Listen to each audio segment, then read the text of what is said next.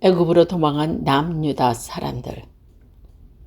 유대는 시드기야 왕을 끝으로 더 이상 왕이 다스리는 나라가 아니라 바벨론이 지명한 총독이 다스리는 바벨론의 일개 주가 되었습니다.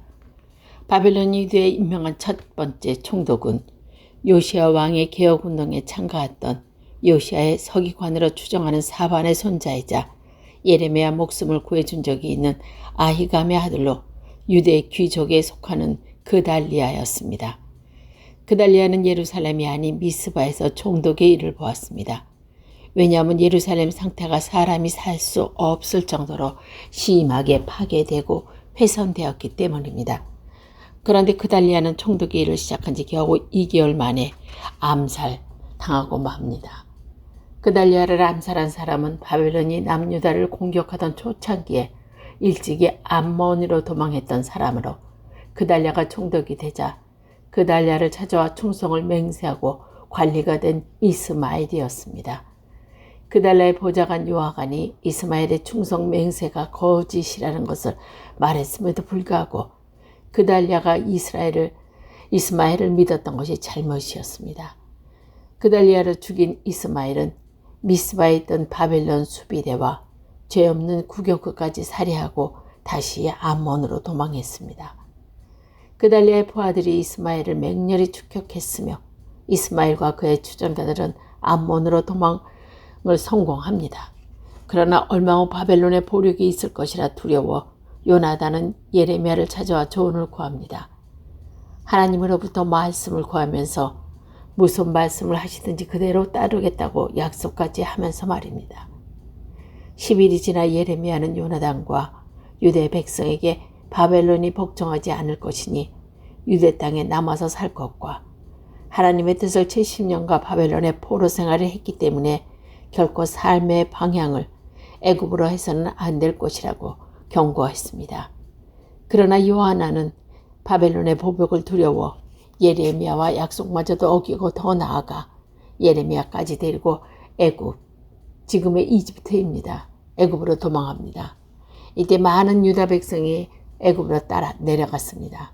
그들마다 유대 땅을 떠나자 유대는 거의 텅 비었습니다. 노소를 막론하고 백성과 군대 장관들이 다 일어나서 애굽으로 갔으니 이는 갈대아 사람을 두려워함이었더라. 바벨론의 끝까지 저항하던 시드기야 왕은 두 눈에 뽑힌 상태로 바벨론으로 끌려가 죽는 날까지 지하 감옥에서 나오지 못했습니다. 그러나 예루살렘이 완전히 멸망하기 12년 전에 2차 포로로 끌려갔던 여호야김 왕이 바벨론에서 끌어간 지 37년째 풀려나 다른 나라에서 끌고 온 왕들보다 훨씬 좋은 대접을 받았으며 죽는 날까지 바벨론 왕으로부터 부족함 없이 쓸 것을 공급받고 살았습니다. 유다 왕 여호야긴이 사로잡혀 간 지 37년, 곧 바벨론 왕 에윌 무로닥이 즉위한 원년 12월 그달 27일에 유다의 왕 여호야긴을 옥에서 내놓아 그 머리를 들게 하고 그에게 좋게 말하고 그의 지위를 바벨론에 있는 그와 함께 있는 모든 왕의 지위보다 높이고 그 죄수들의 의복을 벗게 하고 그의 일평생에 항상 왕 앞에서 양식을 먹게 하였고 그가 쓸 것은 날마다 왕에게 받는 양이 있어서 종신토록 끊이지 아니하였더라. 또한 바벨론으로 끌려간 유대인들이 비교적 안락한 생활을 할 수 있었습니다. 그들은 혈통을 보존할 수 있었으며 자치 조직도 만들 수 있었고 이주의 자유도 누렸습니다. 에스겔은 자기 집을 소유하면서까지 이동했을 정도였습니다. 포로로 끌려갔음에도 불구하고 그들은 서신의 특권도 누렸습니다. 덕분에 예레미야 서신이 바벨론까지 무사히 전달될 수 있었던 것입니다. 그들은 바벨론에서 이러한 여러 혜택에도 불구하고 고향을 떠난 포로 생활이라는 것만으로 충분히 모욕감을 느꼈으며 특히 포로의 초기에 이러한 슬픔이 극심했습니다. 때문에 그들에게 이스라엘 사역이 필요했던 것입니다. 시간이 차츰 지나자 그들은 그곳서 장로들의 지도 아래 종교적 공동체를 유지했습니다. 회당을 짓고 율법대로 제사를 드리고 서기관들이 백성에게 율법을 가리키기 시작한 것입니다. 예루살렘 성전에서는 제사장의 중요성이 강조되었는데 성전이 파괴된 후에는 회당에서 서기관들의 역할이 빛났습니다.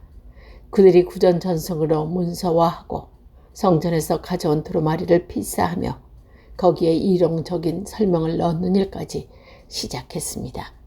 그리고 율법을 단순히 모셔놓고 필사하는 것으로 끝나는 것이 아니라 가르쳐야 하는 일로 인식하면서 회당에서 율법 교육이 이루어졌습니다.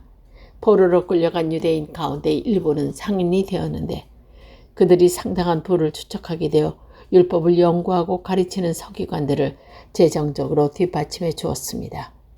이렇게 70년이 지난 후 바벨론으로 끌려간 포로들은 전보다 훨씬 더 월등한 사람이 되어 예루살렘으로 돌아오게 됩니다. 그러나 애굽으로 내려간 사람들은 이후 수백 년간 애굽에서 살면서 또다시 출애굽 이전 세대들처럼 노예가 됩니다.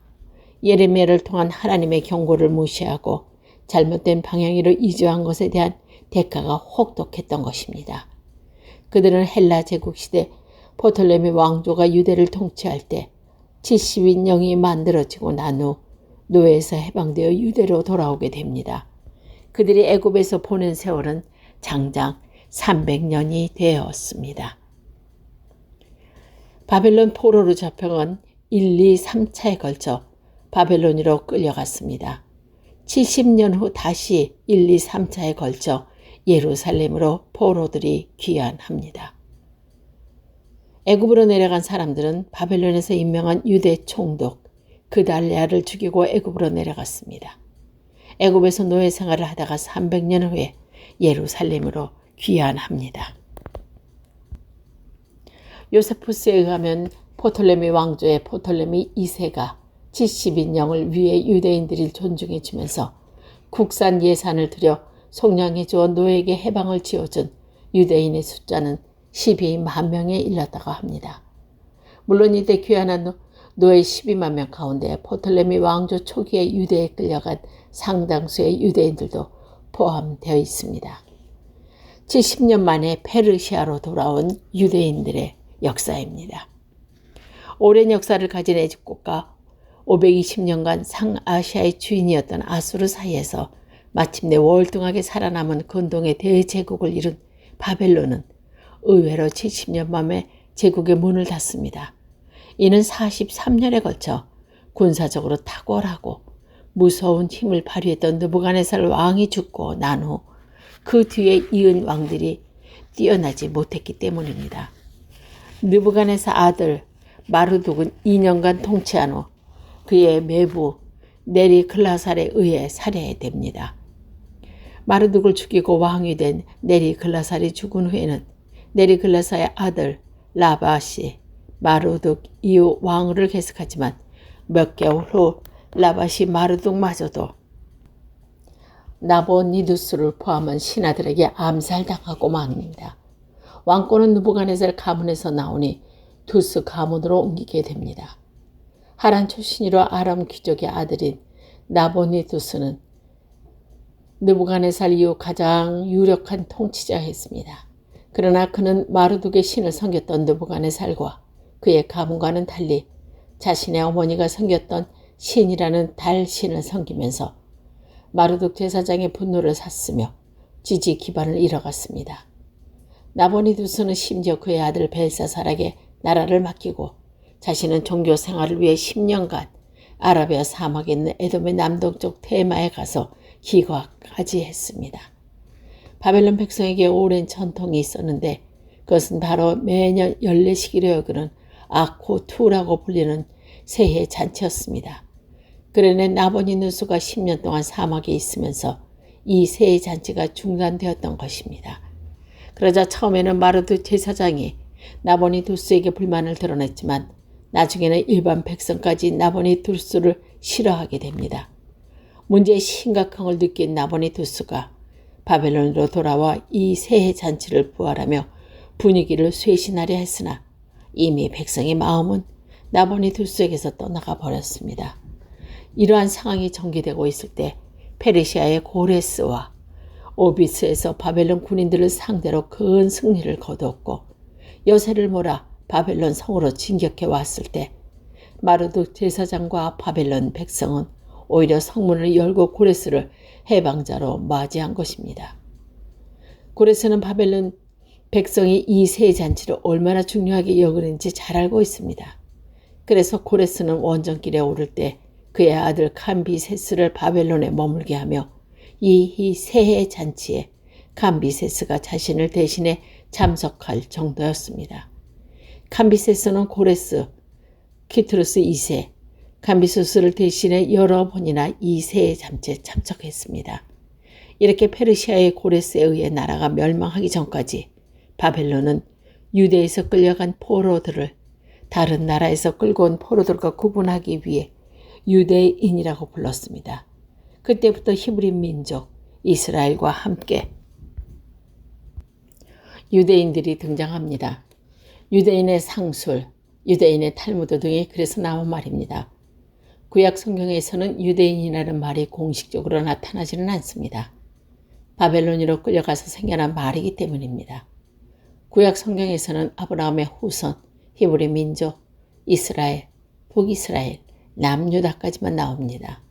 유대인이라는 말은 이스라엘 백성이 바벨론으로 사로잡혀감으로써 이스라엘 백성의 역사 속에서 새로운 요인이 들어왔다는 사실을 시사해 줍니다. 예레미야와 에스겔과 바벨론 포로가 70년이 것이고 그의 하나님의 징계 때문에 달게 받고 다시 귀환할 때까지 월등한 민족으로 살아남아야 할 것을 가르쳤습니다. 바벨론의 유대인들은 예레미야와 에스겔의 조언을 따름으로써 여타 민족과 달리 월등하게 살아남아 다니엘, 수룹바벨, 학개, 스가랴, 에스라, 에스더, 느헤미야가 같은 인재를 배출하게 됩니다. 또한 이후 헬레 시대 포톨레미 왕족 때에 70인령을 만들 수 있는 뛰어난 율법학자들도 바빌론에서 페르시아 시대를 거쳐 귀환한 포로들의 후손들입니다. 그들은 율법 지식은 물론 히브리어 당시 세계 공용이었던 헬라어를 완벽하게 숙지한 사람들이었습니다. 그때 애굽의 그달리아를 죽이고 도망했던 사람들의 후손들이 살고 있었지만 그들 가운데는 율법 지식을 가지고 있었으며 동시에 히브리어를 헬라어로 번역할 만한 실력을 가진 사람이 없었다는 것입니다. 만군의 여호와 이스라엘의 하나님께서 예루살렘에서 바벨론으로 사로잡혀 가게 한 모든 포로에게 이와 같이 말씀하시니라. 너희는 집을 짓고 거기에 살며 텃밭을 만들고 그 열매를 먹으라. 아내를 맞이하여 자녀를 낳으며 너희의 아들의 아내를 맞이하여 너희 딸인 남편을 맞아 그들로 자녀를 낳게 하여 너희가 거기에서 번성하고 줄어들지 아니하게 하라. 너희는 내가 사로잡혀 가게 한 그 성읍의 평안을 구하고 그를 위하여 여호와께 기도하라. 이는 이 성읍이 평안함으로 너희도 평안할 것이라. 만군의 여호와 이스라엘의 하나님께서 이와 같이 말씀하시니라. 너희 중에 있는 선지자들에게도 점쟁이에게 미혹되지 말며 너희가 꾼 꿈도 고지듣지 믿지 말라. 내가 그들을 보내지 아니하였어도 그들이 내 이름으로 거짓을 예언함이라. 여호와의 말씀이니라. 여호와께서 이와 같이 말씀하시니라. 바벨론에서 70년을 참해 내가 너희를 돌보고 나의 선한 말을 너희에게 성취하여 너희를 이곳으로 돌아오게 하라. 때문에 하나님은 예레미야를 통해 바벨론 포로 생활이 재앙이 아니라 평안이고 장래의 소망을 주기 위함이라고 하셨던 것입니다. 여호와의 말씀이라. 너희가 향한 너의 생각을 내가 아나니 평안이요 재앙이 아니니라. 너희에게 미래와 희망을 주는 것이라. 너희가 내게 부르짖으며 내게 와서 기도하면 내가 너희들의 기도를 들을 것이요 너희가 온 마음으로 나를 구하면 나를 찾을 것이요 나를 만나드랴. 이것은 여호와의 말씀이니라. 나는 너희들을 만날 것이며 너희를 포로된 중에서 다시 돌아오게 하되 내가 쫓아 보내었던 사람들과 모든 곳에 모아 사로잡혀 떠났던 그곳으로 돌아오게 하리라. 이것은 여호와의 말씀이라. 예레미야 29장 11절에서 14절. 하나님의 말씀대로 70년 만에 바벨론은 페르시아 제국에 의해 완전히 멸망합니다. 페르시아는 그렇게 화려했던 바벨론 성을 모두 파괴했고 성벽을 허물어 버렸으며 100개나 되었던 청동문을 다 떼어내어 모두 불에 녹여버렸습니다. 그러나 페르시아 왕 고레스는 유대인에 대해서는 예루살렘으로서의 귀한 명령을 내리고 페르시아의 국고로 예루살렘 성전으로 다시 건축하게 해줍니다. 바사의 고레스한 왕 원년에 여호와께서 예레미야 입으로 하신 말씀을 이루시려고 여호와께서 바사의 고레스 왕의 마음을 감동시키심에 그가 온 나라에 공포하고 조서도 내어 이르되 바사 왕 고레스가 이같이 말하노니 하나님의 신 여호와께서 세상 만국을 내게 주셨고 나에게 명령하여 유다 예루살렘의 성전을 건축하라 하셨나니 너희 중에 그의 백성된 자는 다 올라갈지어다. 너희 하나님 여호와께서 함께 하시기를 원하노라 하였더라. 고레스 왕이 예루살렘이라 귀환을 허락하는 조서는 히브리어로는 에스라 1장 2절에서 4절에 나타나 있고 아람어로는 에스라 6장에서 3절에서 5절까지 나타나 있습니다. 아람어로 된 조서가 좀 더 완전한 형태로 남아있다고 합니다. 고레스의 원통 섞인 너라 알려진 유명한 점토 서판에 보면 포로로 잡혀간 사람들에 대한 특별한 배려가 이 개화된 임금의 정형적인 특징이 없음이 분명하게 나타나 있었습니다. 바벨론으로 끌려갈 때 3차에 걸쳐 끌려갔듯이 페르시아로부터 귀환도 3차에 정도 이루어집니다. 1차 귀환 때 지도한 귀환 지도자는 수룹바벨 학계 스가랴입니다. 2차 귀환 때는 에스라입니다. 3차 귀환 때의 지도자는 느헤미야입니다. 1차 귀환이 어느 정도 큰 무리였는지 사실 정확하게는 알 수 없습니다. 이스라엘 2장과 느헤미야 7장에는 42,360명이라고 되어 있지만 오브라이트는 첫 귀환 직후의 인구가 2만 명을 넘지 못했다는 것을 추산한다고 주장합니다. 그 중에 4,229명의 제사장이 포함되어 있습니다. 페르시아로부터 귀환한 유대인들은 유대 본토에 남아있던 동족들과 함께 예루살렘 주변 유대인의 거주 지역에 거주했으며 예후딤이라고 불리는 유대인 국가를 형성합니다. 586년에 완전히 파괴된 성전을 유대인들은 귀환한 지 7째 달 때에 재건하기 시작했습니다.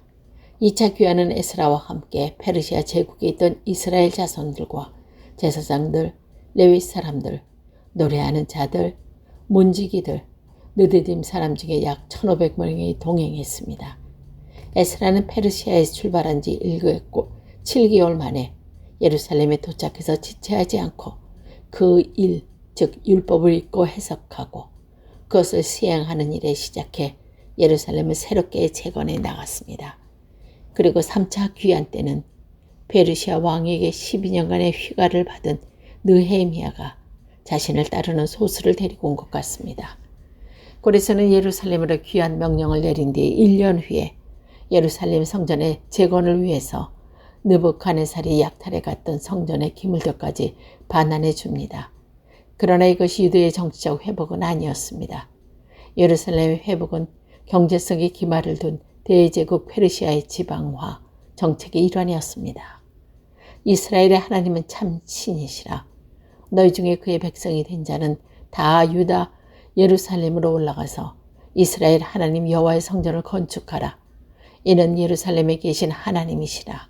그 남아있는 백성이 어느 곳에 머물러 살든지 그곳 사람들이 마땅히 음과 금과 그 밖의 물건과 짐승도 도와주고 그 외에는 예루살렘에 세울 하나님의 성전을 위하여 예물을 드리게 드릴지어다 하였더라.